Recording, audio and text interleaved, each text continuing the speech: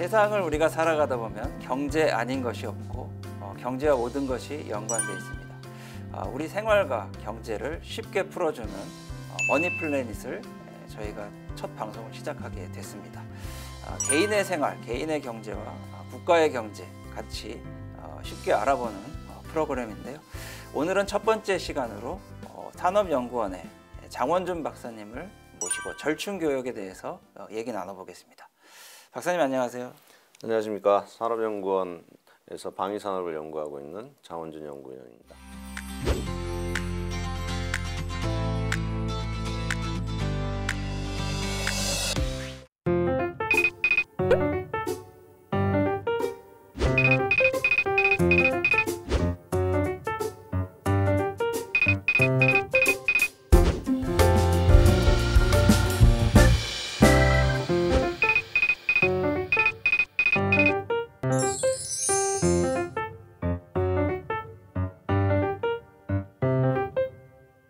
생성형 AI 프로그램을 이용해서 절충교역에 대해서 쉽게 설명을 했었는데 대학생들의 재치가 돋보이는 그런 화면입니다. 첫 번째로 이제 절충교역에 대해서 좀 쉽게 풀어봤으면 좋겠는데 생소한 분들도 아마 많이 있을 것 같아요. 절충교역을 우리가 이해하려면 뭐 어떻게 하면 되겠습니까? 네. 우선 절충교역이라는 것은 해외에서 무기를 구매할 때 무기 구매 이제 전제 조건으로 반대급부를 이제 요구하는 거래 방식을 말합니다. 여기서 반대급부라는 것은 뭐 기술 이전이 될 수 있고요, 또 현지 생산, 또 공동 개발 뭐 이런 것들을 다 이제 포함할 수가 있습니다. 뭐 쉽게 말하면 기브 앤 테이크라고 말씀드릴 수 있고요. 우리가 무기를 사는 대신에 당신이 가지고 있는 기술을 좀 달라, 또 우리 부품을 좀 사가 달라, 이렇게 이제 요구하는 것이 되겠습니다. 이것은 일반 상업 교역에서는 통용되지 않고요. 국방 무역에서만 거래되는, 예외가 인정되는 그런 좀 차별성이 있습니다. 일단 이제 절충교역을 좀 더 쉽게 얘기를 하자면 일종의 이제 물물교환과도 비슷한 건데 국방과 관련된 분야에서만 이루어지는 교역이다, 이렇게 이제 이해를 하면 될 것 같고, 그렇다면 이제 우리나라가 절충교역에서 뭐 어떻게 좀 진행을 해왔고 어떤 성과가 있었는지 그런 부분도 좀 궁금한데요. 우리나라 절충교역 제도를 처음 도입한 것은 1982년입니다. 지금까지 약 한 40여 년간 잘 활용을 해왔고요. 대표적으로 이제 1984년에 저희가 캐나다의 절충교역을 통해서 포니2 자동차 이걸 약 1,900만 달러를 첫 수출을 했습니다. 지금은 우리나라가 작년 기준으로 해서 약 한 400에서 500만 대, 금액 기준으로 한 600억 달러 넘거든요. 그러나 이제 첫 시작은 이 절충교역을 통해서 우리가 자동차 수출에 어떤 기회를 잡았다, 이렇게 말씀드릴 수 있습니다. 좀 더 구체적으로 우리가 포니2를 만들면서 어떤 거를 받은 그것도 기술을 받은 건지 그런 부분도 좀 궁금한데요. 우리가 이제 캐나다로부터 네.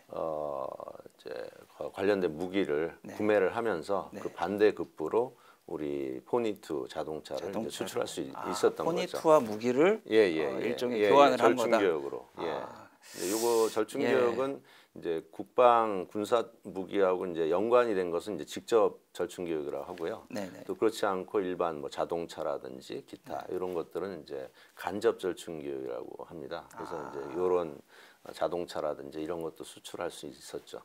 그럼 간접 절충교역으로 포니2와 캐나다의 무기와 우리가 교역을 했다. 그렇습니다. 절충교역이 이렇게 이제 시작점이 됐습니다.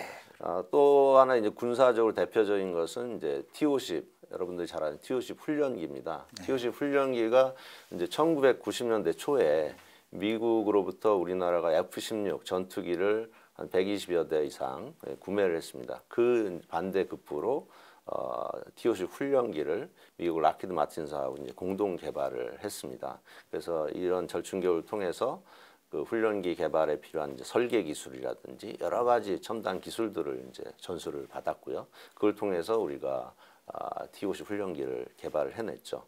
뭐 지금은 잘 아시다시피 전 세계 폴란드라든지 6개국에 지금 약 140여 대 가까이, 금액 기준은 한 60억 달러 이상 지금 수출을 한 아주 효자 수출 품목이 됐습니다. 이 모든 것이 다 이제 절충교역으로부터 시작됐다 이렇게 말씀드릴 수 있겠습니다. 그러면 이제 T50 이제 항공기를 말씀하셨는데 이 T50을 시작으로 국내 항공기의 어떤 개발 기술이 한 단계 도약했다, 업그레이드됐다 이렇게 보면은 되는 걸까요? 그렇습니다. 이제 그 무기 개발에 있어서 가장 중요한 것 중에 하나는 이 플랫폼을 확보를 하는 겁니다. 네. 이것은 우리가 이제 미국과 공동 개발을 했지만 이 훈련기란 기체 플랫폼을 이걸 확보를 했었기 때문에 네. 그걸 가지고 계속 성능 개량을 할 수가 있습니다. 그래서 우리가 2005년에 T50 훈련기를 이제 개발을 해놨고요. TA50이라고 해서 이제 전술 입문기입니다. 이제 뭐 레이더라든지 또 20mm 기관총 요 단 것을 2011년에 저희가 성공을 했고요. 2013년에는 거기에다가 또 이제 미사일이라든지 네. 또 여러 전자전 장비 이런 것들을 해서 이제 FA50 지금 수출되는 대표 이제 품목입니다. 이제 그렇게 이제 성능 개량을 했습니다. 또 뭐 최근에 방산 전시에 이렇게 보시면 우리 블랙 이글이라고 해가지고 T50 훈련기가 고개 비행하는 거 보셨을 겁니다. 근데 그것도 약간 성능 개량을 해서 T50을 일종의 그 고개 비행기로 T50B라고 부릅니다. 이제 그렇게 또 개발을 성능 개량을 했다 이렇게 이해를 하시면 되겠습니다. 예, 그 작년도인가요? 그 폴란드 국군의 날에 그 FA50 이 에어쇼가 이제 펼쳐지면서 화제가 되기도 했었는데, 그럼 이제 유럽 항공기 시장에 우리 국산 항공기, 국산 항공 기술의 존재감을 확실히 알린 계기가 됐다 이렇게 볼 수도 있겠네요. 그렇습니다. 사실 우리가 단일 국가에 FA50뿐만 아니라 전차 또 자주포 또 천모라는 다른종 로켓포 요 4종을 약 2,000대 가까이 수출을 했습니다. 그것은 역대 최대고요. 그 이후로부터 우리가 이제 K방산 이런 이야기를 지금 듣고 있습니다. 2022년에 우리가 역대 173억 달러 가장 많은 수출을 했는데 그 중에 폴란드 수출분이 124억 달러, 약 70% 이상을 차지했고요. 지금까지 한 167억 달러 수출을 했고 또 아직도 많이 남아 있습니다. 뭐 전차 같은 경우는 한 800여 대, 또 자주포 한 300여 문 합치면 아직도 총 합치면 한 450에서 500억 달러, 한화로는 한 6, 70조 원 이렇게 대규모 수출을 확보했다 이렇게 설명할 수 있겠습니다. 근데 이제 폴란드는 이제 지리적으로도 그렇고 독일이랑 가깝고 또 이제 무기라고 하면 이제 미국이 성능이 좋고 이렇기 때문에 그쪽 나라들과의 어떤 무기 교역을 검토했었다고 하는데 우리나라 이 무기를 도입한 어떤 결정적인 이유가 있나요? 예, 2022년 잘 아시다시피 러우 전쟁이 이제 발발을 했지 않습니까? 맞습니다. 그 이후로 지금 그 폴란드가 가지고 있는 전차나 자주포를 다 우크라이나 지원을 해고 이제 그 일종의 공백이 생긴 거죠. 전력 공백. 무기가 이제 없는 상태가 됐군요. 이제 갭필러라고 하는데 이제 빠른 시간 내에 그 채워 넣어야 되는 그런 상황이었습니다. 그러나 이제 그것을 우선은 이제 미국이라든지 독일에 알아봤는데 그 원하는 시기에 그만큼 그 성능을 가진 무기를 확보를 할 수가 없었다. 오직 유일하게 대한민국의 K2 전차, K9 자주포 이런 것만이 원하는 시기에 또 신속하게 공급이 가능했다. 그렇게 이해를 하시면 되겠습니다. 근데 이제 이쯤에서 이제 의문이 생기는 게, 그렇다면 기술 이전이라는 부분에서 기술을 받는 나라는 물론 좋지만 그걸 이제 이전해주는 나라들한테는 굳이 내 기술을 이렇게 이전까지 해줘야 되나 좀 꺼릴 것 같은데 이렇게 두 나라가 그 절충교역을 해서 기술을 이전 해주고 받는 이런 시스템이 가능한 이유가 있을까요? 예, 우선 무기 구매국 입장에서 보면 먼저 말씀드렸다시피 무기 구매를 통해서 최종적으로는 자국의 방위산 역량을 이제 강화를 해내겠다. 이런 목적이 강하기 때문에 이제 절충교역을 통라는 도구를 통해서 기술이라든지 또 부품 생산 이런 것들 이제 요구를 할 수밖에 없는 것이고요. 또 무기를 수출하는 판매하는 입장에서는 결국은 절충교역이라는 반대급부를 주지 않으면 경쟁에서 밀리기 때문에 그러니까 수출을 계약을 할 수가 없기 때문에 어떻게 보면 이제 울며 겨자 먹기로 해줄 수밖에 없다. 이제 이런 그 메커니즘이 있는 겁니다. 단 이제 기술 측면에서는 암만 해도 선진국들은 핵심 기술보다는 조금 뭐 좀 로우급, 그러니까 좀 저부가가치라든지 또 뭐 체계 어떤 관련 그런 기술이 아니라 뭐 조그만 부품 관련 기술이라든지 이렇게 줘도 크게 문제가 되지 않을 그런 것들을 선별해서 이제 제공을 하는 것이죠. 예, 박사님 설명을 들으니까 이제 절충 교역이 이루어질 수 있는 메커니즘에 대해서 좀 더 쉽게 네네. 이해가 되는 것 같습니다. 이제 K 방산 얘기로 좀 넘어가 봐야 될 것 같은데요. 그러니까 우리 방위 산업이 그만큼 지금 세계 시장에서 주목을 받고 있다는 얘긴데 네네. 그렇다면 여기서 우리 K 방산의 경쟁력 어떻다고 봐야 될까요? 우선은 이제 수출 기준으로 봤을 때는 최근 5년간 우리가 이제 세계 8위에서 한 10위 정도 하고 있습니다. 한 5년, 6년 연속으로 세계 10위 안에 들었고요. 그리고 산업연구에서 이제 조사를 해보니까 약 한 75종 정도 무기 체계에서 한 30종 이상은 뭐 미국을 100으로 봤을 때 한 90% 이상의 이제 경쟁력을 가졌다. 이것이 이제 대표적으로 지금 수출이 잘 되고 있는 뭐 전차, 자주포, 천무, 뭐 경공격기 이런 것들입니다. 그래서 나름대로 이제 우리가 수출을 할 수 있는 그런 경쟁력을 뭐 다는 아니지만 일부 핵심 분야에서는 우리가 갖추고 있다 이렇게 말씀드릴 수 있겠습니다. 미국이 가진 기술에 우리가 90% 이상, 이상 근접. 탄약 같은 경우는 사실은 미국보다 또 낮습니다. 예, 탄약은 우리가 미국을 넘어섰다. 지금 미국은 탄약이 굉장히 부족하지 않습니까? 최근 보시면 미국의 그 이런 그 탄약 생산 시설 그런 것들을 이제 한국, 한화라든지 이런 거 계약을 맺어서 그 현대화하고 그런 이제 식으로 오히려 우리가 이제 가르쳐주는 이제 그런 식으로도 지금 변하고 있습니다.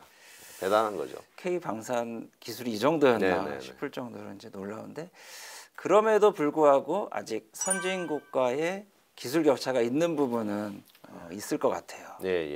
뭐 잘 아시다시피 미국이나 선진국만이 가지고 있는 그 하이엔드 그 기술 있지 않습니까? 뭐 대표 스텔스 기술이라든지 또 우주, 그다음에 이제 우리 솔직히 이제 전투기 엔진은 못 만듭니다. 우리 훈련기라든지 KF-21 전투기도 미국 GE 엔진을 하거든요. 물론 우리가 이제 지금 개발을 목표로 해서 한 10년 정도 투자를 하겠다 이렇게 나오고 있는데 이제 이런 이제 핵심 이런 기술이라든지 이런 것들은 아직은 이제 부족하고요. 수출도 아마 해도 이제 우리가 10여 년 정도 본격적으로 해외 수출 시장에 이제 진입한 지 한 10여 년 됐습니다. 그러니까 이제 동남아라든지 또 일부 동유럽, 뭐 중동 이렇게 한정돼 있는데 그런 것도 이제 전 세계적으로 이제 확대를 해 나갈 그런 필요가 있겠습니다. 뭐 기업 얘기로 조금 이제 넘어가 봤으면 좋겠는데요. 뭐 우리나라도 하나오션이라든가 뭐 LIG 넥스원, 현대 로템 이런 회사들도 있는데 이런 회사들이 실제로 그러면 무기 교역을 할 때 절충 교역을 활용해서 하고 있는지 이런 부분이 좀 궁금합니다. 네, 그렇습니다. 뭐 대표적으로 아까 말씀드린 TOC 훈련기 같은 경우는 이제 카이가 절충 교역을 통해서 TOC 훈련기를 개발을 했고요. 지금 KF-21 전투기를 지금 시험 비행하고 있지 않습니까?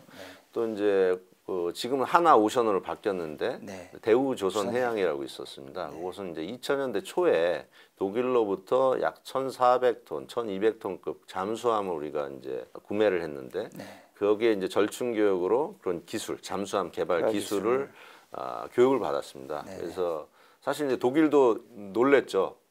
뭐 기술을 가르쳐 줘 봤자 한국이라는 조그만 나라가 과연 뭐 잠수함을 개발할 수 있겠냐. 그래서 한 1, 2년 동안 이제 합숙을 했다고 합니다. 이제 독일 그 하데베라는 그 회사에 가서 한국 사람이 얼마나 또 열심히 공부하지 않습니까?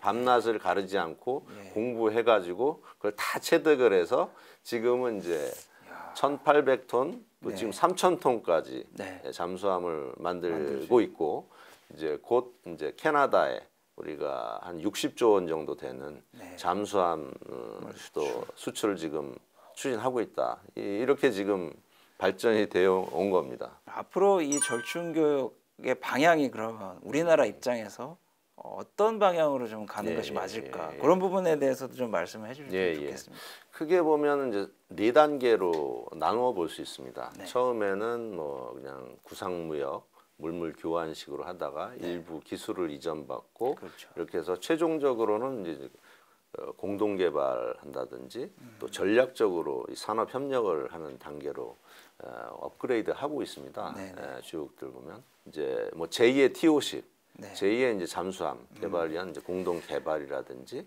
또 최근에 그 대형 이제 글로벌 방산업체들이 있지 않습니까? 네네. 뭐 보잉이나 락히드 마틴 여기에 우리 이제 그 기업들이 일종의 서플라이 체인으로 공급망에 이제 공급망으로. 진입하는 좀 중장기적인 어떤 전략적 협력 관계 이런 식으로까지 이제 발전을 해 나가야 되는 것이 이제 절충 교육의 과제라고 하겠습니다. 최종 단계에서는 이제 우리도 이제 반도체 공급망 그런 얘기를 얘기하는데 그렇습니다. 이 방산도 그런 공급망에 이제 예, 포함이 예, 돼서 예, 예. 전략적 제휴 단계까지 예, 예. 가야 국내 된다. 시장만이 아니라 이제 네. 글로벌 시장에서도 글로벌 시장. 주력의 이제 역할을 할 수 있는 그렇게 이해를 하시면 되겠습니다. 예. 근데 이제 절충 교육의 실적이 최근 들어서는 조금 주춤하다는 얘기도 네네네. 뭐 있다고 해요. 네네. 뭐 2016년 이후에 네. 특히 그렇다고 하는데 뭐 왜 그렇습니까? 이제 2015년 네. 그 정도에 우리가 이제 F-35 전투기를 이제 구매를 하면서 이제 절충 교육을 미국에 이제 요구를 했습니다. 아마 많이 들어보셨을 텐데 우리가 이제 에이사 레이다 네. 뭐 이렇게 해서 첨단 기술을 달라고 네. 했는데 결국은 이제 미국이 거부를 했죠. 정부가. 그래서 KF-21 전투기를 우리가 진짜 제대로 만들 수 있냐 이런 이제 여러 가지 논란이 있었습니다. 그거에 연관돼서 2015년, 16년 그때 이제 그 감사원 감사를 좀 세게 받았습니다. 예, 방위사업청이. 예. 그래서 그 이후로 많이 이제 좀 축소되었다 그럴까? 이제 좀 여러 가지 사기도 꺾이고 이제 그런 것이 좀 컸고요. 또 그러다 보니까 그럼 과연 절충 교육을 해야 되냐? 뭐 안 하면 안 되냐? 이게 의무 사항이거든요. 근데 이거를 이제 옵션 하나 이제 선택으로 바꾸자. 뭐 이런 논의도 있었고 그래서 그런 거에 대한 이제 갑론을박이 많이 있었습니다. 그러는 사이에 절충 교육을 좀 더 적극적으로 하지 못한 결과로 과거 5년 대비 최근 5년의 실적이 한 10분의 1 토막 났다. 이제 이렇게 이해를 하시면 되겠습니다. 그러면은 다른 나라들은 좀 어떻게 하는지 궁금하네요. 예, 외국 예. 사례는 좀 어떻습니까? 뭐 기본적으로 무기를 구매하는 나라들은 거의 다 직간접 형태로 절충교를 요구한다. 네네. 이렇게 이해를 하시면 되고요. 실질적으로는 뭐 한 6, 70개국 주요국들은 절충교육을 요구를 하고 있고 특히 이제 잘 활용하는 나라들이 있습니다. 네. 뭐 노르웨이라든지 네덜란드 또 이스라엘, 튀르키예 이런 나라들은 우선 절충교육으로 요구하는 비율도 좀 많이 높고요. 그리고 이것을 통해서 뭐 공동 개발이라든지 이런 걸 통해서 네. 헬기라든지 이런 것도 실제적으로 개발을 해놓고 뭐 UAE 같은 경우는 또 창정비 센터라든지 네. 뭐 이런 것들도 실질적으로 성과를 내고 있습니다. 이제 그런 것들과 비교해 보면 우리가 최근에는 좀 다소 성과에서 좀 밀리지 않나 이렇게 좀 생각을 하고 있습니다. 우리나라가 좀 주춤한 사이에 다른 나라들은 또 열심히 또 그렇습니다. 절충 교육을 예, 통해서 예, 예. 달려가고 있는 예, 상황인데 예, 예. 우리가 그 무기를 가장 많이 사오는 나라가 사실 이제 미국인 네네. 것 같은데 예. 미국과는 절충 교육을 통해서 우리가 어떻게 하고 있는지 그런 네. 부분이 좀 궁금한데 어떤 방식으로 뭐 하고 있는 게 있습니까? 대부분은 우리는 이제 무기를 많이 이제 독자 개발을 많이 해 놨기 때문에 네. 뭐 첨단 전투기라든지 뭐 이런 미사일 이런 정도를 이제 구매를 하고 있습니다. 수입을. 근데 대부분이 이제 미국에서 네. 수입을 하고 있죠. 그렇죠. 그래서 우리나라 무기 수입의 한 7, 80% 정도는 이제 미국으로부터 수입을 하고 있다. 그러니까 이제 결국은 절충 교육도 미국과의 절충 교육이 이제 중요한 이제 미국의 어떤 무기 수출 방식의 하나인데요. 네네. Foreign Military Sales 해가지고 네. 그 미국 정부가 그 미국의 어떤 방산 기업을 대신해서 G2G 교역이라고 합니다. 네. 정부 간의 Government 수출, to Government to government. Government 예. 이런 방식으로 이제 수출을 해주는 겁니다. 네. 근데 이것은 이제 미국 정부가 암만 해도 그 주도해서 책임을 지는 것이기 때문에 뭐 절충 교역이라든지 이런 것도 상당히 좀 까다롭습니다. 그렇죠. 쉽게 말하면 이제 수의 계약. 네. 우리 미국이 사실은 이게 굉장히 많은 돈을 들여서 첨단 무기를 개발한 건데 이거는 쉽게 이렇게 판매나 이렇게 그렇죠. 해주는 것도 아니다. 그렇죠. 국민의 세금이 예, 들어가는 그래서 거기 때문에 한국이라든지 뭐 일본 우방국이기 때문에 특별히 우리가 이제 이걸 허용을 하는 거다. 그런 개념을 가지고 있습니다. 그래서 이 절충 교육도 조금 뭐 이런 비중이나 또 이런 것들이 조금 이제 낮아지고 조금 소울 소스이기 때문에 수의 계약이기 때문에 조금 경쟁이 아니기 때문에 절충 교육 획득하는 것도 조금 쉽지는 않은 그런 상황이 있습니다. 그렇다면은 요 부분과 관련해서는 좀 논란도 있었을 것 같은데 네네. 그런 논란에 대해서는 뭐 좀 설명해 주실 게 네, 예. 예. 뭐 작년 3월에 대표적으로 우리가 F-35 전투기 2차 사업입니다. 네. 거의 한 20대를 구매를 했는데 약 4조 원 정도. 네. 거기에 대해서 우리가 절충 교육을 추진하지 않겠다. 이렇게 이제 선언을 했습니다. 그러다 보면 이제 사실은 우리가 거기에 한 절반 정도 뭐 1조에서 2조 원의 절충 교육 어떤 가치를 확보를 하지 못하는 그렇죠. 셈이 되지 않습니까? 네. 우리나라가 좀 손해를 손해를 보는 입장이지 않습니까? 네. 그렇게 돼서 과연 이게 맞느냐 이제 이런 논란이 있었고요.